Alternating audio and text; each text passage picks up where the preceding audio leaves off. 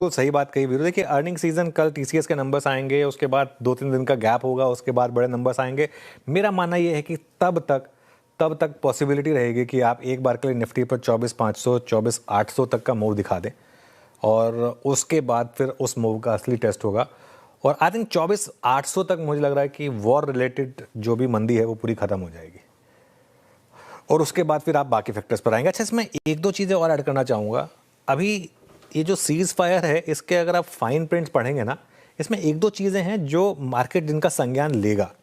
जैसे कि बात हो रही है कि, और ये कहीं ना कहीं पता नहीं किसने आइडिया दे दिया, हंसी मजाक में ही दिया था किसी ने आइडिया, ईरान अब शायद स्ट्रेट ऑफ हॉर्मुज पे से एक टोल लगाएगा, ये बात हो रही है।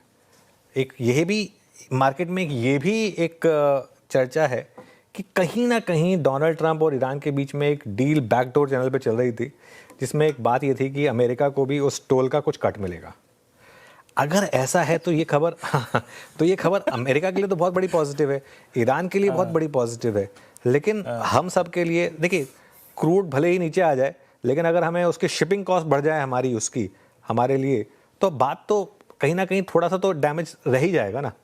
तो ये आई थिंक एक इम्पॉर्टेंट फैक्टर होने वाला है। और दूसरा इम्पॉर्टेंट फैक्टर, जैसा कि आपने बिल्कुल सही कहा वीरू, वो होगा अर्निंग सीजन। क्योंकि अगर अर्निंग सीजन में लगा कि नहीं, अभी थोड़ा सा वापस 2-3 क्वार्टर खराब होने वाले हैं because of this energy crisis, तो फिर ये रैली वापस 24,500 24,800 के आसपास जाकर फेल होगी। इस बात का रिस्क रहेगा।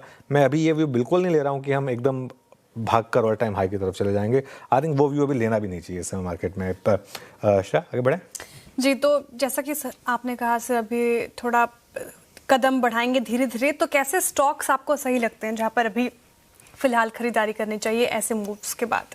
देखिए, वही बास्केट जिसकी हमने बात की थी, हमने 5-6 स्टॉक्स के एक बास्केट की बात की थी श्रेया। अब पता क्या होता है, असल में लोग भूल जाते हैं कई बार।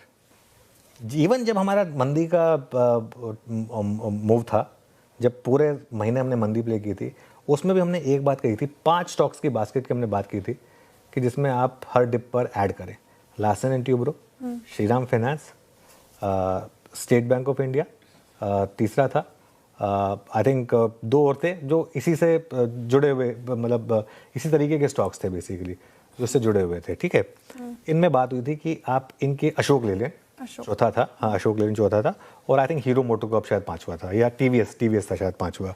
तो कहने का मतलब ये है कि वही सारे स्टॉक्स जो एक मार्केट में एक इस गिरावट से पहले तेज़ी में थे और जिनमें गिरावट सिर्फ इसलिए आई।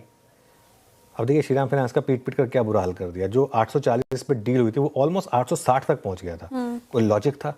अब वापस ये 1000 जो इसके रिसेंट हाइज हैं उसके करीब आ गया है। मेरे ख्याल से ये कुछ ऐसे स्टॉक्स हैं, चोला है जैसे, मुथूट है जैसे, ये मुझे लग रहा है कि वापस अपने प्रीवियस हाइज, आयशर मोटर्स एक और एग्जांपल है, आयशर मोटर्स, अब जैसे ये स्टॉक्स हैं, ये मुझे लग रहा है कि अब वापस अपने 52 वीक हाई की तरफ सबसे पहले बढ़ेंगे।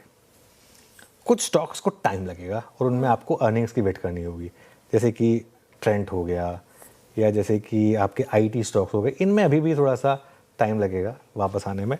तो ये आई थिंक कुछ सेट ऑफ स्टॉक्स होंगे जिन पर आप फोकस कर सकते हैं। इंडियन मार्केट के लिए आज का दिन काफ़ी ज़बरदस्त देखने को मिला। जैसा कि आपको पता है कि वॉर के बीच में मार्केट में गिरावट थी, लेकिन सीज़ फायर की खबरों के बीच इंडियन मार्केट में काफ़ी ज़बरदस्त गैप अप देखने को मिला, और वो गैप अप सस्टेन होता हुआ बाजार 24,000 के लगभग जाता हुआ नजर आया। एक दिन में करीब 4% तक की तेज़ी का होना, बैंक निफ्टी में एक दिन में करीब 5.5% तक की तेज़ी का होना, ये एक बहुत ही बड़ी खबर आपको देखने को मिल जाएगी। सेंसेक्स में भी करीब 4% तक की तेज़ी में, मतलब कि देखोगे तो कई शेयरों में सर्किट लगते हुए नज़र आए हैं। इससे साफ साफ संकेत है कि इंडियन मार्केट काफ़ी पॉजिटिविटी के साथ ऊपर जाता हुआ नज़र आ रहा है। तो अब देखना ये होगा कि क्या इंडियन मार्केट में आने वाले दिनों में भी ऐसे ही तेज़ी देखने को मिलेगी, या ऐसी कोई खबर आएगी जिसकी वजह से फिर से नेगेटिविटी इंडियन मार्केट में फैलती हुई नज़र आए।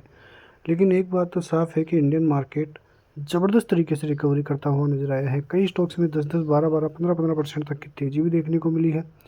आने वाले दिनों में रिजल्ट सेशन चालू होगा, कल टीसीएस के नतीजे आएंगे, उसके बाद में फिर कई सेक्टर्स में